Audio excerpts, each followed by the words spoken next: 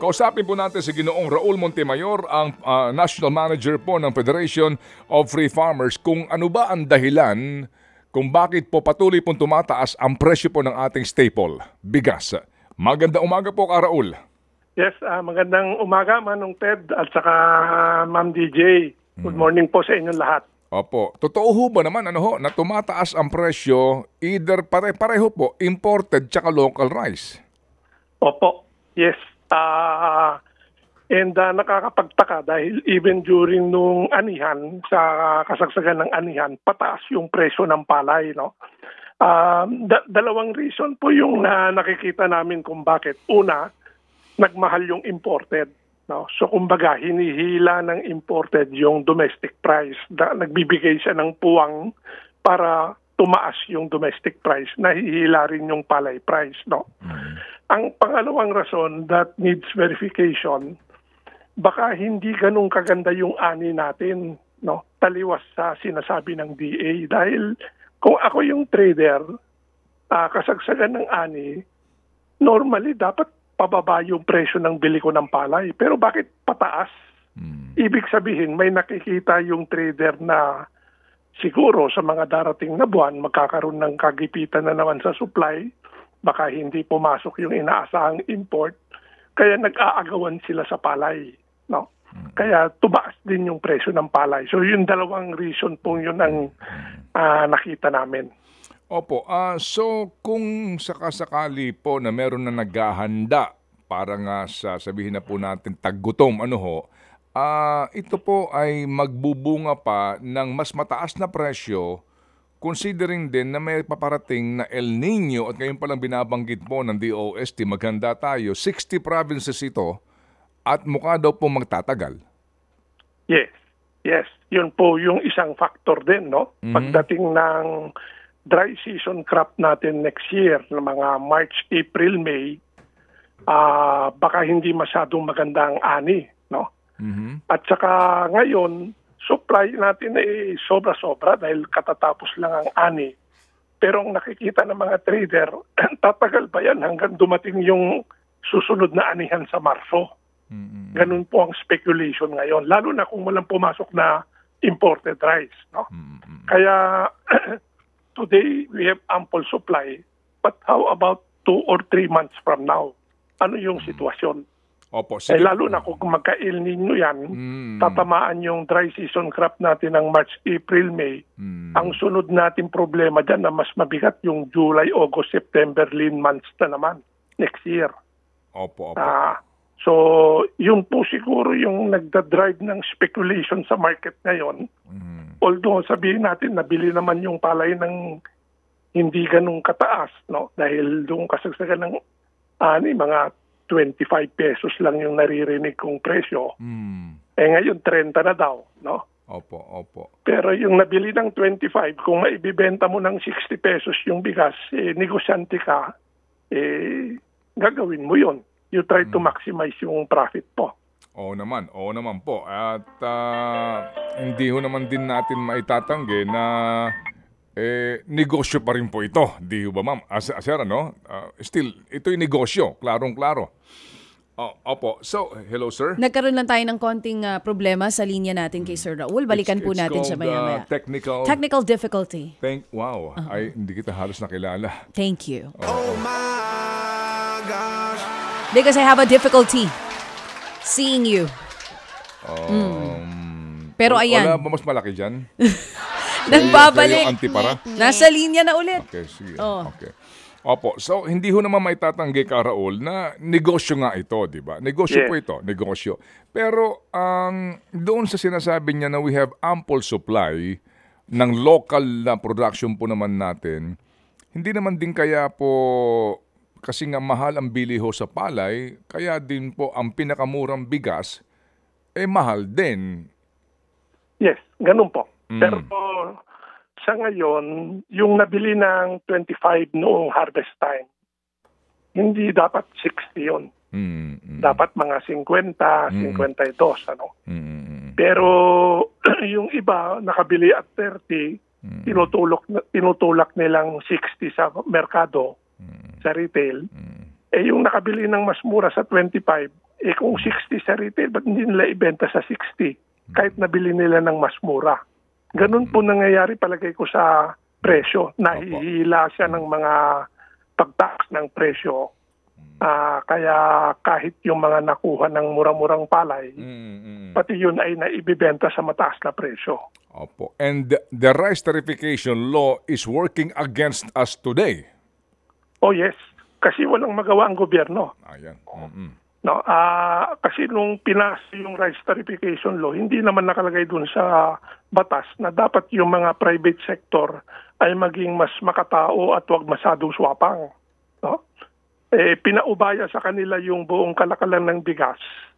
So, nature ng business yan na maximize yung profit mo. No? Hindi tulad ng NFA noon, kahit palugi, okay lang basta nakakapagbigay siya ng murang bigas sa mahihirap. Wala na ngayon yan. Yung nga po ang kasamaang palad dahil wala ng kompetensya ang pribado kasi ang NFA ay hindi na po pinapayagang mag-angkat at hindi na pinapayagang magbenta ng commercial rice. Totoo po yun. Totoo yun. Pang-buffer lang dapat sila, pang mga kalamidad. Kaya kailangan talagang i-review yung, although sabihin na natin, tama naman na ibigay yung pag-aangkat sa private sector. Pero in times of crisis or during extreme situations, dapat merong konting poder ang gobyerno na naiiwan. Hindi pwedeng pabayaan yan sa private sector. Pagkain yan eh. Opo. Ang problema lang dito ngayon na walang poder ang gobyerno para nga sa usapin po ng pag-aangkat, well, maliban na lang doon sa sinasabi nila itong PITC, baka daw papayagan. But basically po, nawala yung papel ng NFA. So ngayon po ang poder ng gobyerno, ang pagsalakay sa mga bodega. No? Pagsalakay sa mga bodega na pagkatapos sumalakay, hindi mo naman nababalitaan kung yung mga sinalakay, totoong smuggler, di ba? O totoong hoarder. Ang sistiho ngayon, hindi ko lang alam kung yung nababantayan ka, Raul, ang sentimiento ng mga importers, yung iba po din, hindi na muna nag-import, hindi na muna ginamit yung kanilang import permits at hinayaan na lang po mapaso sa pangamba na kapag nag-import sila, sasalakayin sila nitong mga tauhan po ng gobyerno, mga opisyal ng gobyerno, at palalabasin ng mga smuggler at yung nga po, sa halip nga na makabawi agad-agad, may problema ho sila sa kanilang stock na hindi nila magalaw kasi nga sa ginawang perwisyon ng gobyerno mismo. Yes, meron kaming narinig na ganyang feedback, no? Kaya parang nag-backfire yung galaw ng gobyerno. Wala naman kasi silang ebidensyang matibay na smuggled yan. Nakita lang nila maraming stock sa bodega. Pero hindi natin alam kung yan ba ay pumasok ng legal, yan ba ay nabili sa local. Pero pinasara kaagad yung bodega. So marami pong natakot. Opo, kaya may mga importers na hindi na muna nag-angkat na ngayon po nagre-resulta sa ilan lamang importers na may hawak po ng imported rice. Yes. And in fact Manong Ted, itong bagong batas na tinutulak nilang anti-economic sabotage, mas nakakatakot yan sa trader dahil basta malaki yung stock mo, pwede ka nang kasuhan kagad ng economic sabotage na walang bail. No? Kaya medyo pag-aralan lang nilang mabuti yung mga galaw nila na although makontrol yung hoarding at saka price manipulation, pero wag mapipigil yung normal na kalakalan ng bigas dapat dahil in the end tayong lahat din ang mapipirwisyo. Opo, at ngayon din po, ano ho bang inyong balita sa hanay po ng mga nag-aangkat ng bigas? Kasi doon po naman daw sa import permit na ibinibigay. Kasi bagamat ito ho ay, ang tawag nga dito, di ho ba, Clearance. Ano na ho ito, Karaul, liberalized na po ito, no? Yes. Pwede ka mag-angkat, bayad ka lang ng buwis, ng tariff, di ba? Kaya nga rice tarification law. Pero meron ka pa rin hihingiin permit, no? Itong phytosanitary permit na ito, di ba? Na manggagaling din po sa gobyerno. Ang daw ngayon, ang binibigyan lamang ng permit ay mga piling importers. Kumbaga, para din po sa SRA nung una sa asukal. Ito ba'y nakaabot din sa inyo? May narinig kaming ganyan, lalo na itong tungkol sa India rice dahil medyo murang-mura yan. Although gobyerno ang nag-negotiate na mabigyan tayo ng quota from India, pero ang question ngayon, sa kanino mapupunta yung quotang yan? No? Ang pagkaalam po namin, yung paghihingi ng clearance sa BPI, yung phytosanitary clearance, first come, first serve po yan. Unahan. No? Pero dito sa India rice, hindi po namin alam kung ano yung storya niyan. Kung meron na bang nakasingit sa pila. No? Hindi namin. Kaya humingi kami nga sa DA ng parang dapat medyo transparent tayo. O kung yung 250,000 tons na yan, paano nyo i-allocate yan? Kasi baka mamaya isang grupo lang makakuha niyan. At tulad nung nangyari sa asukal, iilan lang nakakuha ng import permit, hindi naman nila binabaan yung presyo. Sila lang ang kumita. Maganda pong panawagan nga yan. Sana nga po marinig po ng mga taga-DA na atin din pong tinatawagan ngayon yung pagiging transparent dito po sa pagbibigay ng permisyong ito sa mga importers, Raul. Oo, dati alam ko naka-online yan eh. Nakikita mo sino yung mga binigyan nila ng mga permit. Ngayon either nawala na o kaya 6 months later mo pa makikita. So, Opo. Kami po inyong kaisa nga sa pagbabantay na ito. Hango sa aking mga sources, yung, di ba abot sa 300,000 metric tons ito? O 250 lang? Yes, 295,000. Yung kaya nga po. 300,000 metric tons. Tatlo daw ho ang binigyan na ng import permit. Tatatlo lang, no? Itong isang, ang pangalan start with letter G, 100,000 metric tons. Yun ho namang isa, ay biniyak sa 25,000 metric tons para doon sa isa. At yung mutya, binigyan din po din ng alokasyon. Tatlo lang daw ho ito na binigyan nila ng mga alokasyon. Yan po ngayon, kasi hindi mo naman matatago sa industriya yan eh. Oo, saka yung ganyang volume, medyo malaking volume yan. At saka yung balita namin, yung kausap sa India, isang government corporation lang. Hindi siya mga private traders. So, matitrace natin mula dun sa korporasyon na yun sa India, sino yung binigyan niya ng mga quota. Opo. Sige. So, Raul, sa ngayon, ano ang ating pong pangitain? Kasi so far today, ang DA mismo nagsabi na sa imported, ang premium ay 60, ang special ay 65, ang well-milled ay 58. Sa local po, ang special ay 68, ang premium 62, ang well-milled ay 55, ang regular milled 54. Ganong kataas. Yes. Ano po ang pangitain natin dito ho? Palagay ko hanggang itong December, medyo maglalaro yan ng ganyang presyo. Hindi na siya, kasi pwedeng tumaas, pero pag umalma na yung consumer, tutumal yung demand, ibababa na rin nila yan. Merong hangganan yan eh.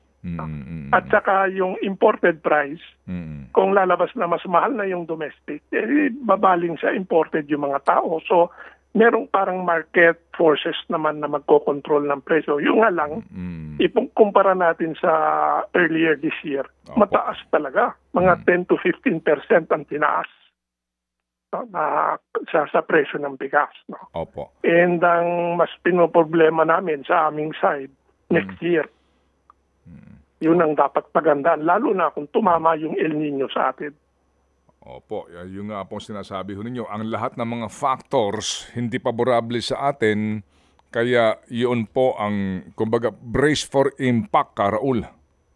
Oo, and I think yung DA, maintindihan ko rin sila, iniiwasan nila magpanik yung mga tao, kaya sinasabi nila, kaya mag-alala, we have ample supply, no?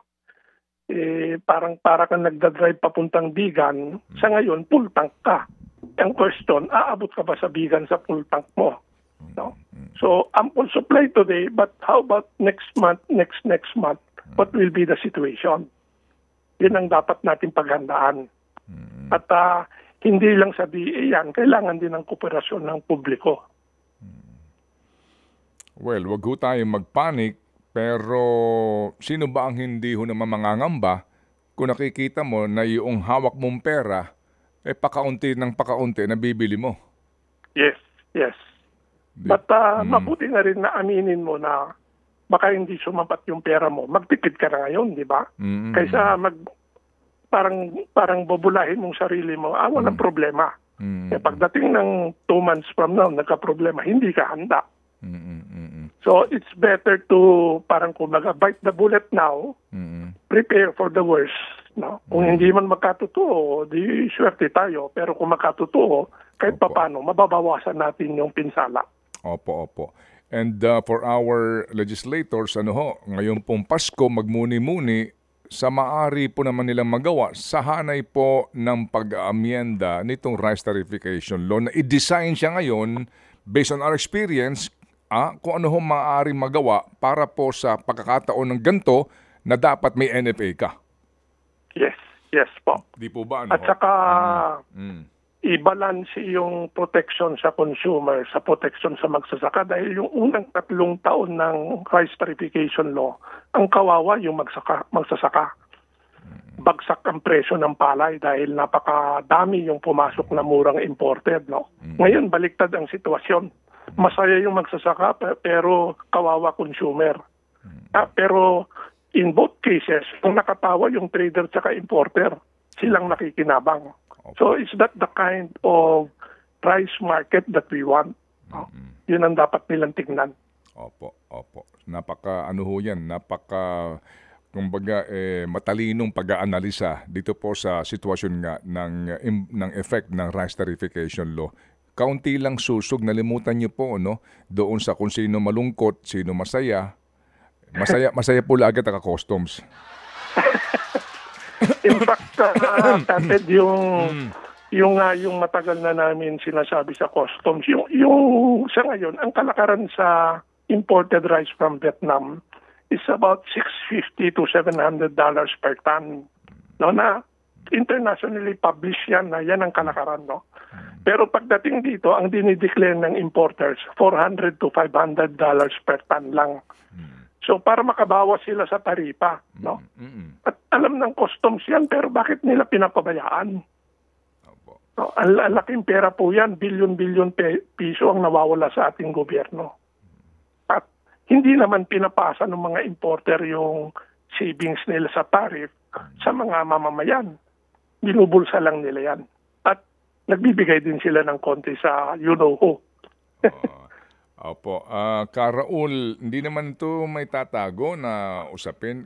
Kaya, bakit pumapayag ka ninyo na ang deklarasyon ng importer 450 lang? Ngayon naman, ang presyo ho sa international market ay 650, ang minimum $650 per metric ton, di ba? Yeah. Bakit? Kasi yung pong importasyon ng bigas, dapat mong kukunin yung broker po, at nagpapasok nito na taga-customs din.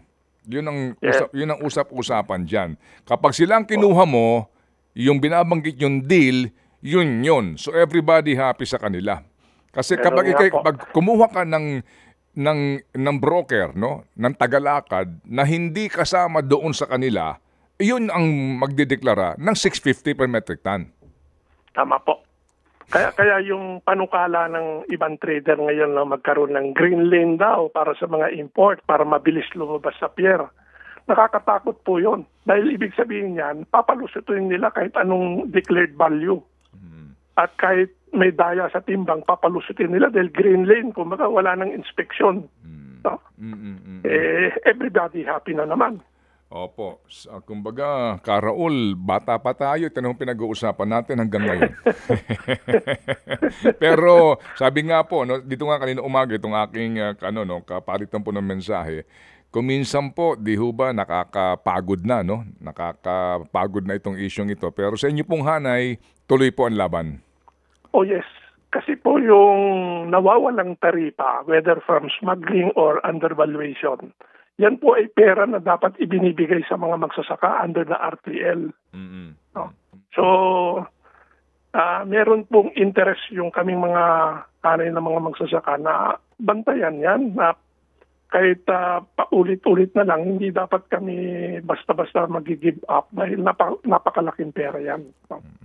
Opo. At saka taliwas din sa sinabi nila noon na wag nang makialam ang NFA sa importasyon dahil puros corrupt. No? Ang daming mga komisyon. Ang nangyari ngayon, lumipat lang yung corruption sa ibang ahensya. Mas malaki pa. So again, RTL, kailangan talaga i-review yung batas na yan. Opo. Sige po. So kami din po hindi mapapagod na kayo po ipagurin sa kakatawag namin sa inyo, Raul, ha? Salamat po, Ted. Opo. Sa gitna po ng lahat, maligayang Pasko po, sir. Salamat po. Yes, Merry Christmas pa rin kahit papano. Thank you. Thank you. Si Raul Montemayor, ang National Manager po ng Federation of Free Farmers. Ted Filon at DJ Chacha. Ngayon, nasa Radyo 5, 92.3 News FM. Monday to Friday, 6 to 10 a.m.